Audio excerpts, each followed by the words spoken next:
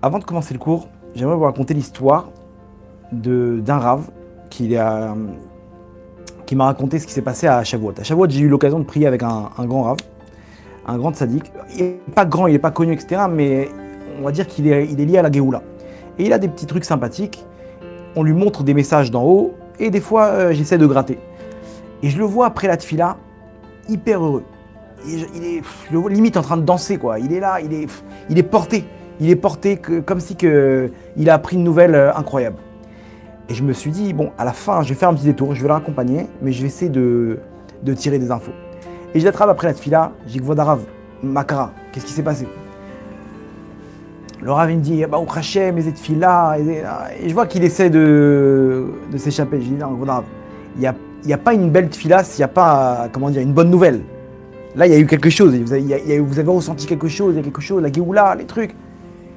Et il me dit non, etc. Hachem Yazor, Hachem il a prévu beaucoup de cadeaux pour l'âme Israël, etc.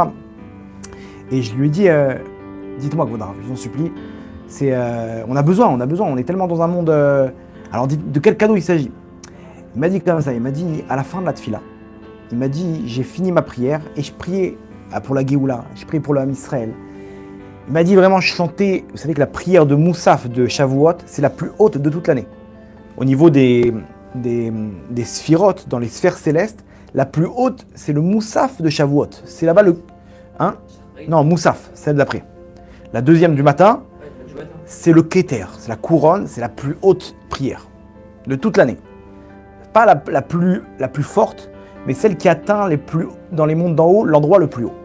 Ça atteint la Keter. Keter, c'est la couronne, c'est très haut. C'est pour ça que David Améler, il est lié à Shavuot, parce que là-bas, il y a un sens avec la couronne. Et il me dit, je priais, etc. Il m'a dit, d'un coup, je vois une image. Vous savez, quand vous fermez les yeux, des fois, il y a des images qui sautent. Comme ça. Il dit, je vois une image d'une croix, une croix chrétienne, ok, la croix. Il me dit, je vois cette image, en pleine tfila. Il m'a dit, je suis après une nuit d'études. Une nuit de Torah, de tfilot, avec la simcha, avec les kavanot, avec le cœur, avec tout. Et d'un coup, je vois ça, j'étais gêné. Et il me dit, et d'un coup, je vois comment la barre d'en haut de la croix, vous voyez la croix? La barre d'en haut, je vois qu'elle se rétrécit pour faire un T. Donc elle passe de la croix à un T. Et il me dit, et on me donne le message d'en haut, que la couronne qui est en galoute, qui est en exil chez Édom, qui est l'Occident, qui est la chrétienté, qui est tout ce monde occidental, tout ce monde que c'est eux pour l'instant qui ont récupéré la royauté depuis la destruction du deuxième Beth Amikdash.